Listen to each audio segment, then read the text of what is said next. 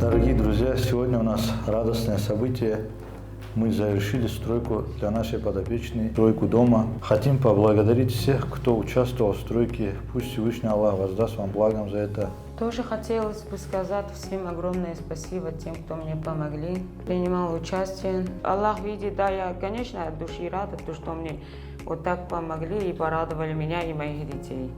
Одной из сунн посланника Аллаха, саллаллаху алейхи вассаляма, является это нахождение именно в нуждах мусульман, по вере, которые находятся в тяжелых положениях. И вот сегодня мы, альхамдулиллах, по милости Аллаха, собрались для того, чтобы показать, как мы едины и в открытии дома тех, кто нуждались в этом, чтобы Аллах, субхану ва тааля, принял ваше садака и дал вам возможность, иншаллах, в последующем тоже таким же образом поддерживать и находиться в нуждах мусульман. Альхамдулиллахи раббил алямин.